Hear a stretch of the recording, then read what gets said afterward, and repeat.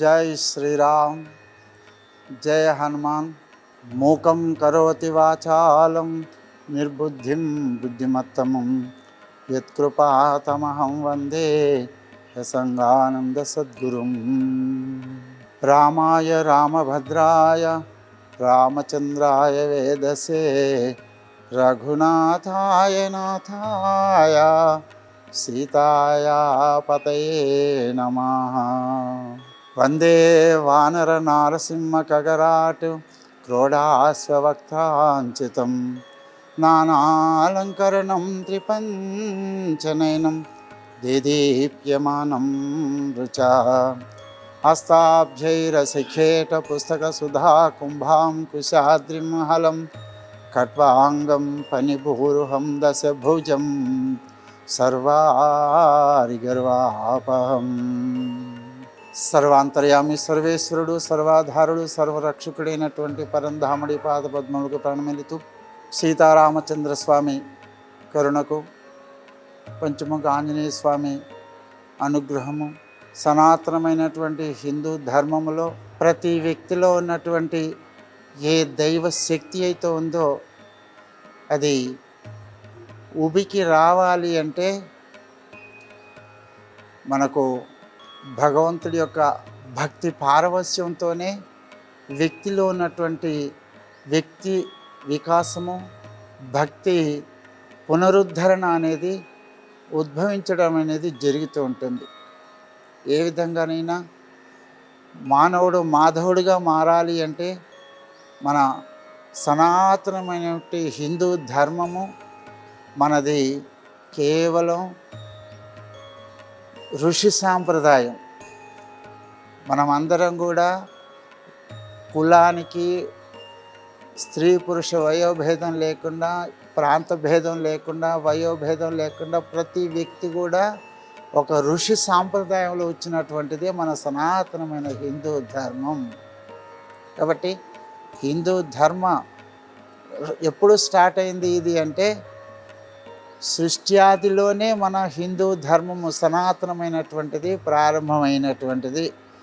మనకు ఈ సనాతనమైన హిందూ ధర్మంలో మూలం ఏంటి అంటే మన చిన్నపిల్లలు ఏ విధంగా ఆట ఆడుతూ ఉంటారో, పాటలు పాడుతూ ఉంటారో, అదేవిధంగా మన ఈ విశ్వ సృష్టి కూడా చేయడానికి బ్రహ్మదేవుడు సృష్టికర్తగా వచ్చాడు. ఆ సృష్టికర్త బ్రహ్మదేవుడు 84 లక్షల రకాల జీవరాశులలో అన్నీ సృష్టించి చివరికి మానవ జన్మను తన రూపం ఏ విధంగా ఉందో ఆ విధంగా ఆ మానవ జన్మను మనిషి రూపాన్ని సృష్టించడం జరిగింది. కానీ 83,99,099 రకాలైనటువంటి జీవులన్నీ కూడా వక్రగాములుగా నడవడం జరిగింది. ఆ వక్రగాములు అంటే వంకరగా ఉండేది, 4 కాళ్ళతో నడుస్తూ ఉండేటువంటి జీవులుగానే పుట్టినవి. కానీ ఆ బ్రహ్మదేవుడికి ఇంత సృష్టి చేసినా కూడా అసంతృప్తుడైపోయి మళ్ళీ తన రూపం మాదిరిగా తాం సృష్ట్వా తాం అనుప్రవిశ్యతు అని ఒక సూత్రం ఉంది. ఈ బ్రహ్మదేవుడి సృష్టిని, మానవ రూపాన్ని సృష్టించి ఆ మానవులలో తానే ప్రవేశించాడు. అప్పుడు ఈ మానవుడు నిటారుగా నిలిచి నడవగలిగినాడు. నేను ఎక్కడి నుండి వచ్చానో, ఏమి చేస్తూ ఉన్నాను, నేను మళ్ళీ ఎక్కడికి వెళ్ళాలని ఒక విచారించే ధీశక్తి 84 లక్షల జీవరాశులలో మానవుకి మాత్రమే ఆ భాగ్యము కలిగింది. అప్పుడు మానవుడు మన సృష్టి జరిగింది. అయితే ఈ మానవ జన్మ అనేది 84 లక్షలలో చాలా శ్రేష్టమైనటువంటిది. అందులో మనకు భారతదేశం అనేది పవిత్రమైనటువంటిది. ఇందులో దేవతలందరూ కూడా సృష్టిలో ఉన్నటువంటి మా జీవరాశుల యొక్క క్షేమం కోరి మరి శ్రీ మహావిష్ణువు పోషణకర్తగా, పరమేశ్వరుడు లయకారకుడిగా అవతరించి సృష్టిని చేస్తూ ఉన్నారు. ఇందులో పూర్వము మనం ఏంటంటే ఈ కలియుగంలో మనకి తెలుగు రాష్ట్రాలలో హనుమాను ఉపాసన అనేది చాలా శ్రేష్టమైనటువంటిది. ఆనాటి నుండి ఈనాటి వరకు మనకు హనుమాన్ దీక్షలు అనేవి మన శ్రేష్టమైనటువంటివి. అన్ని దీక్షలలోకెల్లా కూడా ఇది సశాస్త్రీయమైనటువంటిది. మరి ఋషుల సాంప్రదాయంలో పరాశర మహర్షి నుండి ఇది చేయడం జరుగుతుంది. కాబట్టి ఇందులో మనకు ఆంజనేయ స్వామి దీక్షలకు ఇంతగా ప్రాధాన్యత ఎందుకు వచ్చింది అంటే ఆంజనేయ స్వామి పూర్వగాథ అనేది మనము తెలుసుకోవాలి. పరాశర మహర్షి చెప్పినటువంటి విషయం ఏంటంటే, పూర్వము మొదటి యుగంలో మనకెన్ని కృతయుగము, త్రేతాయుగము, అలాగే ద్వాపర యుగము, కలియుగము, ఈ 4 యుగాలలో మొదటి యుగమైనటువంటి కృతయుగంలో ఒక రాక్షసుడు గర్దభాసురుడు అనే పేరుతో ఉన్నటువంటి వాడు ఆంజనేయ స్వామి అవతరించడానికి కారణమైపోయింది. ఆ గర్దభాసురుడు పరమేశ్వరుణ్ణి చక్కగా ఆరాధిస్తూ ఓం నమ శివాయ అని జపం చేస్తూ పరమేశ్వరుని సంతుష్టుడిగా చేస్తున్నాడు. ఇందులో రాక్షసులు ఎప్పుడైనా కూడా భగవంతుని వరాలు కోరుతూ ఉంటారు. ఆ వరాలు కోరడంలో ఏమవుతుందంటే వాళ్ళకు భయం ఎక్కువగా ఉంటుంది. ఎందుకంటే ఇతరులను భయపెట్టే వాళ్ళు భయపడుతూ ఉంటారు. అదేవిధంగా రాక్షసులు వాళ్ళు వరం కోరినప్పుడు మాకు ఎవరి ద్వారా కూడా మరణం లేనటువంటి వరం కావాలని కోరుకున్నాడు. సరే, వరం ఇచ్చేసినాడు. ఇప్పుడు ఆ ఆంజనేయ స్వామి అవతరించడానికి ఇది మూలం. ఆ ఆంజనేయ స్వామి అవతరించే ముందు ఆ గర్దభాసురుడు వర ప్రభావం వల్ల దేశంలో ఉన్నటువంటి వాళ్ళ కాకుండా 3 లోకాలలో ఉన్నటువంటి వ్యక్తులు ఎవరెవరైతే ఉన్నారో రాక్షసులు కానీ, దేవతలు కానీ, మానవులు కానీ, యక్ష కిన్నెర కింపురుషాది వారు ఎవరైతే ఉన్నారో వీళ్ళందరినీ కూడా పీడించడం అనేది ప్రారంభించారు. బాధ భరించలేక ప్రపంచంలో ఉన్నటువంటి 3 లోకాల వాసులు కూడా శ్రీ మహావిష్ణువు దగ్గరికి వెళ్ళి వేడుకున్నారు. ఆ విష్ణువు ఏం చేశాడు, ఇది సృష్టికర్త బ్రహ్మదేవుడు కదా అని చెప్పేసి బ్రహ్మదేవుడి దగ్గరికి వెళ్ళారు. ఆ బ్రహ్మదేవుడు మళ్ళీ విష్ణుమూర్తి ఇద్దరు కలిసి ఇది గర్దభాసురుడి యొక్క బారి నుండి మనం తప్పించుకోవాలి అనుకుంటే ఆ గర్దభాసురుడికి వరం ఇచ్చింది పరమేశ్వరుడు కాబట్టి మనం అందరం కూడా పరమేశ్వరుడి దగ్గరికి వెళ్ళి ప్రార్థించుకోవాలి అని ఒక నిర్ణయానికి వచ్చేసినారు. ఆ సమయంలో దేవతలు, దానవులు, మానవులు, యక్ష కిన్నెర కింపురుషులాది వీళ్ళందరూ కూడా ఆ పరమేశ్వరుడి దగ్గరికి వెళ్ళారు. వెళ్ళిన తర్వాత విషయం అంతా వెల్లడించుకున్నారు.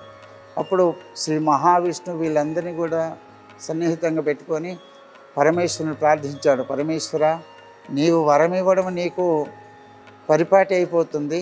నీ వరం వల్ల ఆ గర్దభాసురుడు 7 లోకాలలో ఉన్నటువంటి జీవులందరినీ కూడా హింసిస్తూ ఉన్నాడు. దేవతలను కానీ, ఇతర మానవులను కానీ, సాధు సత్పురుషులను కానీ, ఆశ్రమవాసులను కానీ అందరినీ కూడా పీడిస్తూ ఉన్నాడు. కాబట్టి అతన్ని భార్య నుండి తప్పించుకునేటువంటి ఉపాయం మీరు చెప్పాలి అన్నాడు.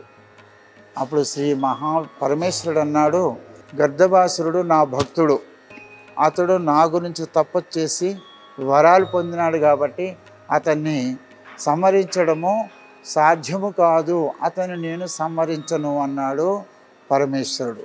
అప్పుడు శ్రీ మహావిష్ణువు అన్నాడు, ఏ పరమేశ్వర, నీవు వరాలు ఇచ్చినావు, నీకు భక్తుడైతే కావచ్చు, తన కోరిక నెరవేరే కొరకు మరి నిన్ను ఆరాధించవచ్చు, నిన్ను సంతుష్టుడిగా చేయవచ్చు, తాను వరాలు పొందవచ్చు.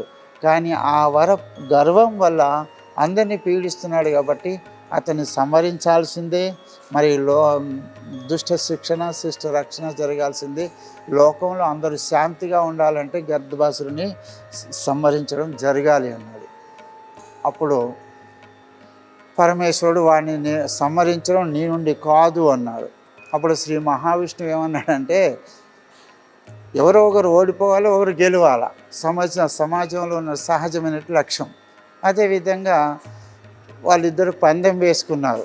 పరమేశ్వరుడు ఏమన్నాడంటే, నీవు గనక గర్దభాసురుని సంహరించినట్లయితే శ్రీమన్నారాయణమూర్తి నేను నీకు ఒక జన్మ దాస్యం చేస్తాను అన్నాడు పరమేశ్వరుడు. సరే, ఒకవేళ నేను కనుక గర్దభాసురుని సంహరించినట్లయితే నీకు నేను ఒక జన్మ దాస్యం చేస్తానన్నాడు శ్రీమన్నారాయణమూర్తి. ఈ విధంగా ఇద్దరు పందెం వేసుకున్నారు. అన్ని లోకాల వాళ్ళు ఎక్కడ వాళ్ళు అక్కడ వాళ్ళ వాళ్ళ లోకాలకు వెళ్ళిపోయినారు. కొంతకాలం గడిచిన తర్వాత ఈ గర్దభాసురుడు అనేది ఏంటంటే ఒక కొండంత శరీరాన్ని పెంచేసి మొత్తం దేశంలో లోకాలలో ఉన్నటువంటి వాళ్ళందరినీ కూడా పీడించడము, భక్షించడము, వారికి నచ్చినటువంటి రకరకాలైనటువంటి హింసలు చేయడం ప్రారంభించారు. ఆ సమయంలో అందరూ భగవంతుని మొరబెట్టుకున్నారు.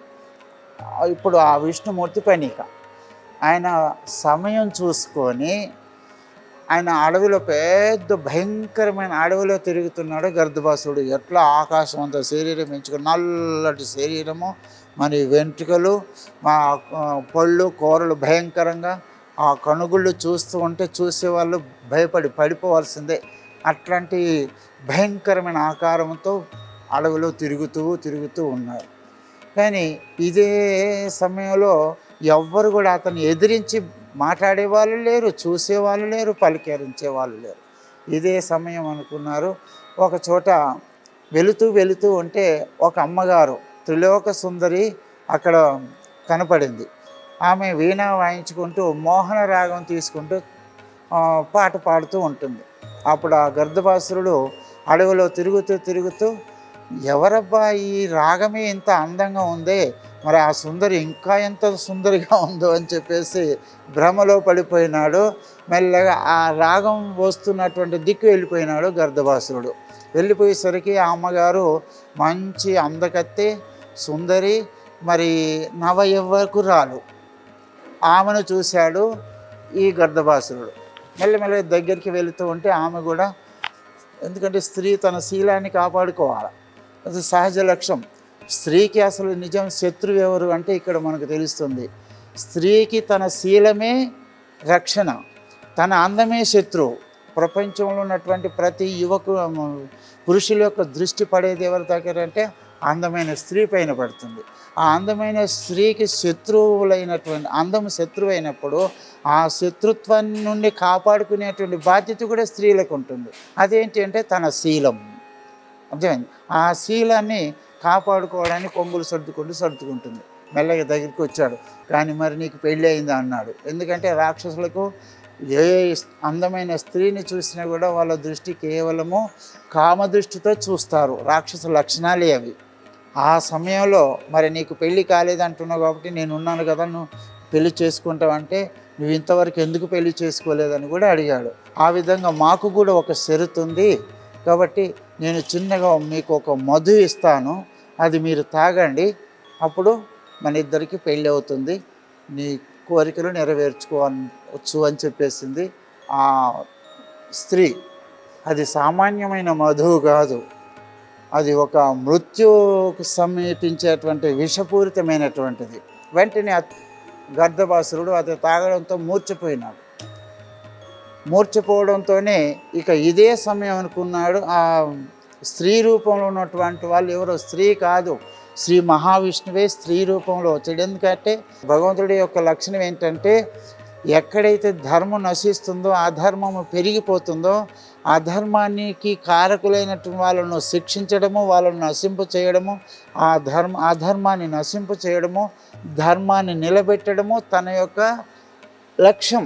ఆ గర్దభాసురుడు ఎప్పుడైతే మూర్ఛపోతాడో వెంటనే అతను ఆ రాక్షసుని చీల్చేయాలంటే మనుషులు చీల్చలేరు కదా, స్త్రీ అంతకంటే చీల్చలేరు. అందుకని తోడేలు రూపం ధరించింది ఆ మోహిని రూపంలో ఉన్నటువంటి అమ్మగారు. వెంటనే తోడేలు రూపం ధరించి ఆ గర్దభాసుని పొట్ట చీల్చేసి చంపేసింది. వెంటనే వినివీధుల్లో దేవతలు, గంధర్వులు, యక్షకిన్నెరువులు అందరూ కూడా, అందులో శివుడు ఉన్నాడు, బ్రహ్మదేవుడు ఉన్నాడు, ఇంద్రచంద్రులు అందరూ కూడా చూస్తూనే ఉన్నారు. అప్పుడు బలో శ్రీమన్నారాయణమూర్తికి అని పూల వర్షం కురిపించారు.